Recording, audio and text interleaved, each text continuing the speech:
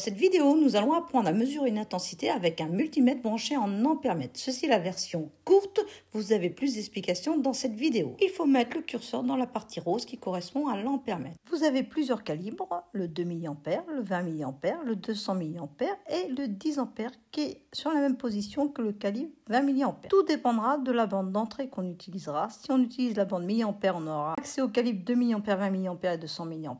Et pour avoir accès au calibre 10 A, il faudra prendre la bande d'entrée 10 A. On va prendre le plus grand calibre au départ car on ne connaît pas l'intensité. L'ampèremètre se branche en série. Le courant entre donc par la bande 10 A qu'on a choisi et sort par la bande COM. Nous allons mesurer l'intensité dans ce circuit. J'éteins le générateur. Je l'insère en série, je débranche un fil, je rentre par la bande 10 A, je sors par COM et je relie à la lampe. Je choisis le plus grand calibre, 10 A.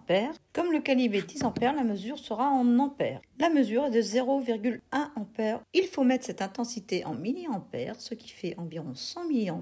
Et là, on doit réfléchir s'il n'y a pas un calibre mieux adapté qui va permettre d'avoir une mesure plus précise. On prend le calibre 200 mA car il est immédiatement supérieur à la mesure et donc la mesure sera plus précise. J'ai ouvert le circuit, je change de calibre et il ne faut pas oublier de changer de bande d'entrée. Il faut prendre la bande milliampères. Cette fois-ci, la mesure sera en milliampères. Je ferme le circuit et je mesure 106,5 mA, ce qui est plus précis.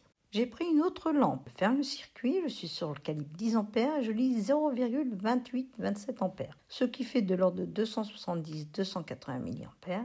Là, on ne peut pas changer de calibre car le suivant est le calibre 200 mA et il est trop petit pour cette mesure. Le calibre doit toujours être supérieur à la mesure. Si vous voyez apparaître un 1 avec un point, c'est que vous avez dépassé le calibre. Il faut tout de suite ouvrir le circuit.